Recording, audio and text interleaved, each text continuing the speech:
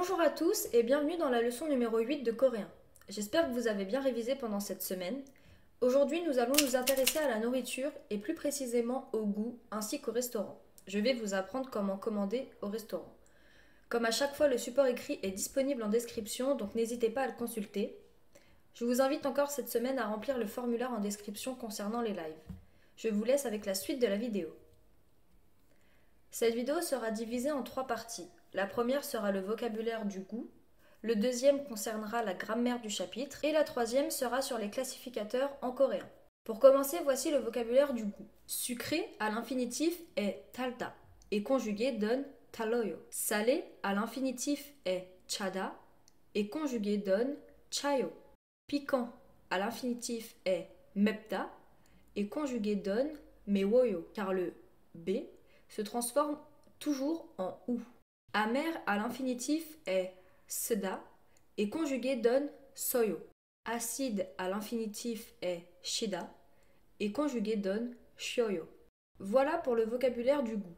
Passons maintenant à la grammaire du chapitre. Tout d'abord, sachez que restaurant se dit shikdang en coréen. Tous les exemples tourneront autour du restaurant. Maintenant, voici sans plus attendre le premier point grammatical d'aujourd'hui.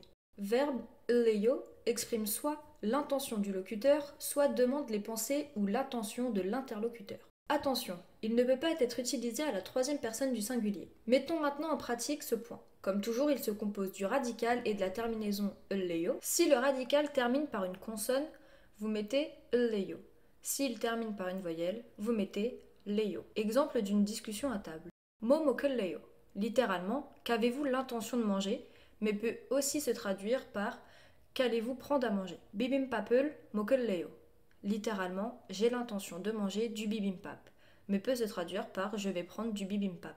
Pour commander au restaurant, il faut utiliser la forme honorifique pour s'adresser au serveur. Il faut donc rajouter la particule shi. Par exemple, pour commander un bulgogi, vous direz bulgogi 한 개 드실래요. En honorifique, 먹다 devient 드시다. Passons au deuxième point grammatical. Nom, ina, qui exprime le choix. Si le nom termine par une consonne, vous mettez ina. Si le nom termine par une voyelle, vous mettez na. Par exemple, 뭐 마실래요? Qu'allez-vous boire? 주스나 물을 마실래요? Je vais boire du jus ou de l'eau. Pour terminer, voici une petite liste de classificateurs coréens que j'ai jugé utile à savoir. Toutefois, vous pouvez tous les retrouver sur le site en description. Les classificateurs se placent toujours après un nombre. Pour des choses ou des objets, on utilise ke. Pour comprendre l'utilisation, voici un exemple. bulgogi 한 개 드실래요? Pour un bol de riz, on utilise 공기. Pour des livres, on utilise kwon. Pour des bols ou des assiettes, on utilise 그릇. Pour des machines ou des véhicules, on utilise 태. Pour des animaux, on utilise mari. Pour une fois, on utilise 번. Pour des bouteilles, on utilise pyong. Pour des personnes, on utilise myong. Pour des verres ou des tasses, on utilise chan. Pour un semestre, on utilise haki.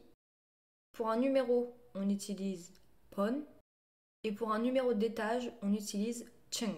C'est terminé pour aujourd'hui. J'espère que cette vidéo vous aura plu malgré qu'elle soit plus longue que les précédentes.